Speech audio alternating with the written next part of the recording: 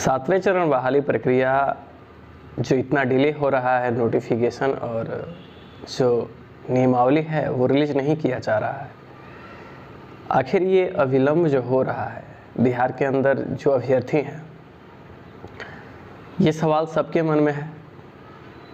अलग अलग चैनल, अलग अलग मीडिया कर्मी की बातें भी सभी लोग सुनते आ रहे हैं और सबकी चिंताएं लाजमी है बढ़ना कि आखिर नियमावली रिलीज क्यों नहीं किया जा रहा और बहाली पे सरकार कुछ स्टैंड नहीं ले रही है। हालांकि विगत के दिनों में जैसे कहा जा रहा था कि नियमावलियाँ जो है वो जल्द ही रिलीज की जाएगी, फिर भी नियमावलियाँ रिलीज नहीं हो रही है, इसलिए परेशानियाँ जो है वो बढ़ रही है। अब यहाँ बात है कि क्यों नियमावली रिलीज नहीं हो रही।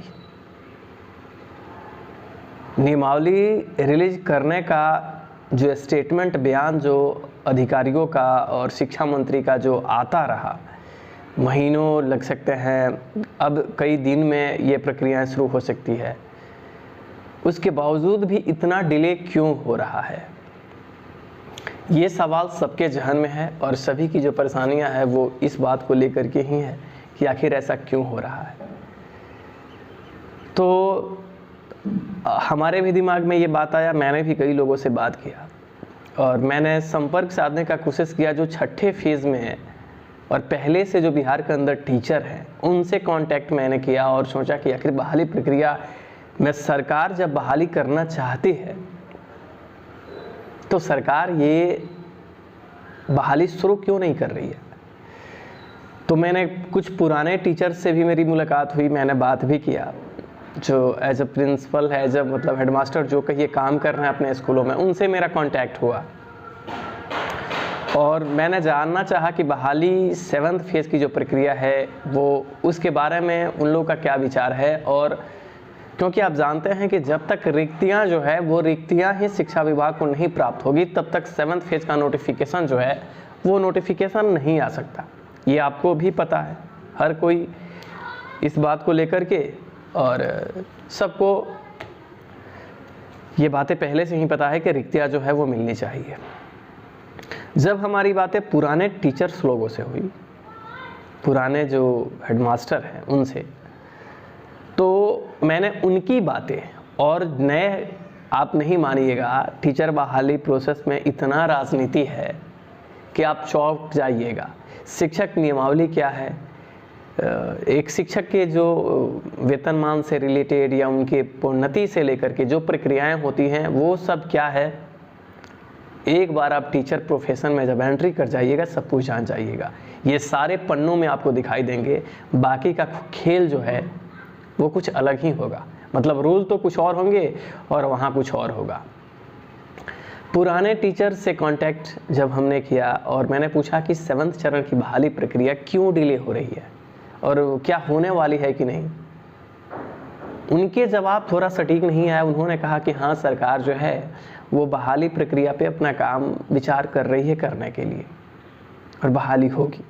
फिर मैंने पूछा कि ठीक है, आप ये बात नहीं बता सकते कि बहाली कब तक होगी, तो उन्होंने तुरंत जवाब दिया कि नहीं नहीं, बहाली 7th चरण की होगी और 1 से लेकर के 12th तक की बहाली होगी। तो हमने पूछा कि डिले क्यों हो रहा है।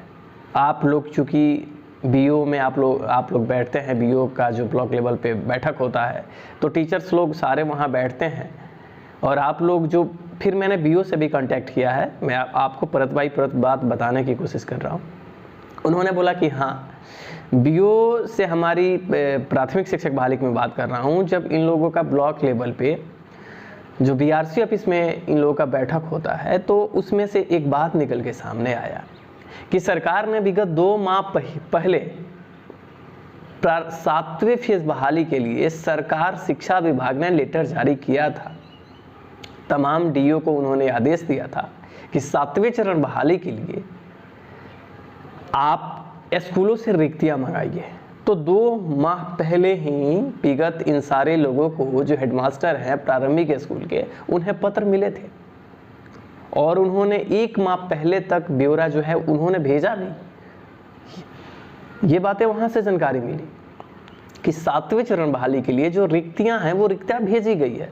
फिर मैंने कहा कि क्यों ना जो छठे फेज़ में हमारे चयनित अभ्यर्थी हैं उनसे कांटेक्ट किया जाए, और तब मैं उन लोगों से कांटेक्ट किया जो हमारे बहुत करीबी हैं, दोस्त हैं। छठे फेज़ में जो टीचर हैं उनसे हमने कांटेक्ट किया। आप चौंक जाइएगा, टीचर बहाली की खेल जो अभी है ना, कुछ बातें मैं यहाँ हाइड कर रहा हूँ क्योंकि वो बातें अगर बोलना यहाँ पे ठीक नहीं है।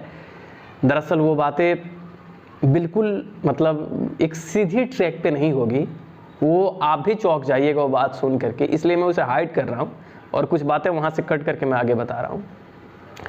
तो वहाँ से मुझे जानकारी मिली कि 7 चरण की बहाली प्रक्रिया डेफिनेटली होनी है, बिल्कुल ही होनी है, और इसके लिए रिक्तियाँ हम लोगों ने भी भेजा है।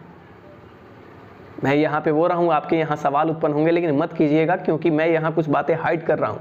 ये उनके लिए है जो बातें समझ रहे हैं कि मैं क्या कह रहा हूँ। तो उन्होंने भी कहा कि रिक्तियाँ भेजी जा चुकी है। फिर मैंने कहा तो फिर एक बात बताओ यार कि डिले क्यों हो रहा है। 7 चरण नोटिफिकेशन, एक तरफ सरकार भी कहती है कि जो बहाली है वो शुरू होने वाला है, लेकिन शुरू क्यों नहीं हो रहा है। तब उनका जवाब था कि दरअसल सरकार के पास पूरा डाटा है, वो डाटा सरकार ने कलेक्ट कर लिया है। सरकार कभी भी किसी वक्त आपके नियमावली नोटिफिकेशन जारी कर सकती है। कई लोगों से मेरे कांटेक्ट होने के बाद यही जानकारी मिल रही है कि नियमावली नोटिफिकेशंस जो है सरकार कभी भी किसी वक्त जारी कर सकती है। अब सरकार शिक्षक बहाली प्रक्रिया को राजनीतिक रुख दे रही है, और इस पूरे खेल में जैसे कि नियमावली नोटिफिकेशन 7वें चरण प्राइमरी से लेकर के 12th तक की जो बहाली प्रक्रियाएं होने वाली है, उसमें जो प्रॉब्लम क्रिएट है उसमें एक आदमी सबसे बड़ा जिम्मेदार है, और वो है बिहार के डिप्टी सीएम। जो डिप्टी सीएम हमारे हैं ये महाशय बड़ा खेल खेलना चाह रहे हैं। ये महाशय भूल रहे हैं कि ये किनके बेटे हैं। ये महाशय अभी मैं बता दूं आपको, वैसे आप सभी लोग तो इतना जान ही चुके हैं, ये मोदी जी के रास्ते पे चल रहे हैं। ये महाशय भूल जा रहे हैं कि ये लालू के बेटे हैं, और अगर ये मोदी के रास्ते पे चलना शुरू कर देंगे तो शायद इनके लिए खतरे की घंटी होगी। ये जो भावी शिक्षक बनने वाले हैं ये बिहार निर्माता हैं, इनको ये बात समझ में नहीं आ रहा। अब आप 7वें चरण बहाली में अगर 1 दिन, महीने या साल लगते हैं तो इसके जिम्मेदार ओनली एक पर्सन है, तो वो है माननीय डिप्टी हमारे सीएम तेजस्वी यादव।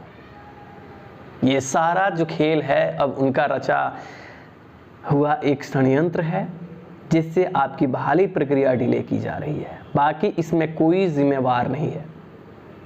रहा बात शिक्षा मंत्री का, तो शिक्षा मंत्री से पूछना ना पूछना कोरे कागज के समान है, बस कुछ भी लिख दो, कुछ नहीं है। आप 1000 बार उनसे मिलो, आपके कोई भी स्टेटमेंट है, आप कुछ भी पूछो, उससे खास कुछ होने नहीं जा रहा।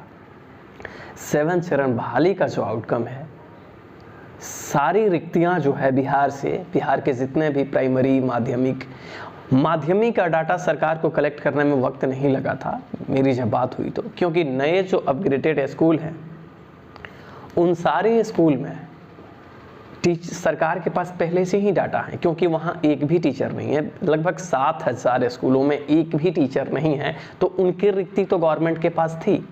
लेकिन जो दिसंबर 2022 तक सीटें ऐड करने की जो बात कही गई थी, ये भी डाटा भेजी जा चुकी है।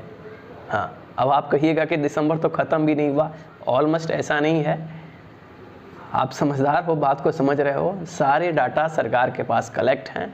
सरकार एक नया पैंतरा रच रही है जिसमें तेजस्वी जी का ध्यान मोदी के रास्तों पे चलना है, लेकिन ये उनके लिए खतरे की घंटी है। 7वें चरण बहाली में कोई ब्रेकर नहीं है।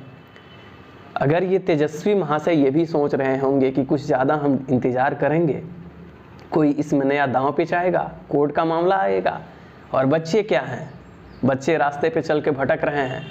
ये जो अभी देखिए यूट्यूब सोशल मीडिया प्लेटफॉर्म पे 7वें चरण बहाली के लिए जो लोगों के भी स्टेटमेंट आ रहे हैं, कोई ग्रेस मार्क्स लेके कह रहा है, तो कोई ये कि री एग्ज़ाम्स को लेकर के कह रहा है।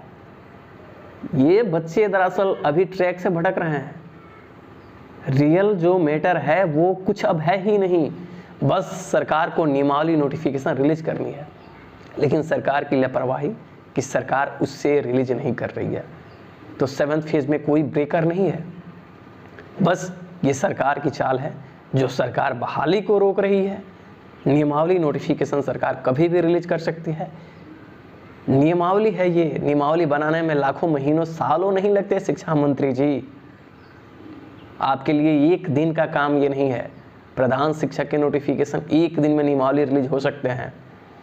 तो यह एक बस ट्रैक है सरकार का, जो ट्रैक गलत अपना रही है, और ये शिक्षक अभ्यर्थी अब समझ रहे हैं। शायद अगर कुछ जल्द ही सरकार इस पर डिसीजन ले लेती है तो बहुत ही अच्छी बात।